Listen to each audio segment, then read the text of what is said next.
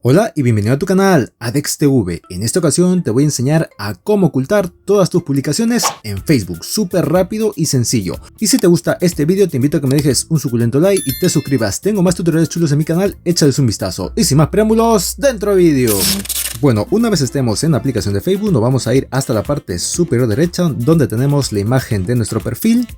Le damos un clic ahí y nos vamos a la parte de abajo donde pone configuración y privacidad. Y una vez le demos ahí, nos vamos a ir a la primera opción que pone configuración. Nos vamos un poco para abajo hasta donde nos ponga registro de actividad. Ya aquí ya tenemos que dar donde pone publicaciones públicas. Y desde aquí vamos a ver todas nuestras publicaciones que están públicas, que esto significa que cualquiera lo pueda ver, ya sea que lo tengamos como amigos agregados o no.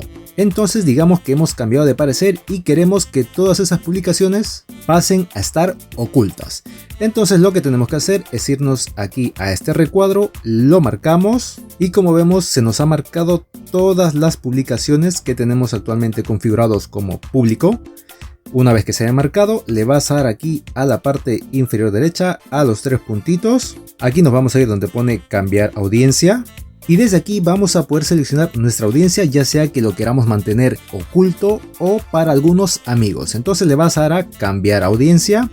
Y desde aquí te va a aparecer tres opciones. Público, que ya lo tendríamos por defecto. Te va a aparecer la de amigos. O la de solo yo, que es lo que vamos a hacer, ocultar todas nuestras publicaciones. Aquí nos dice, se cambiará la audiencia de todas las publicaciones seleccionadas a la opción que has elegido.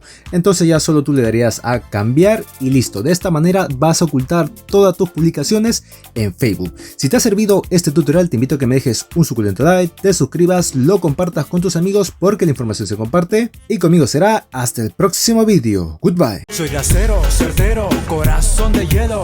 No lo intento.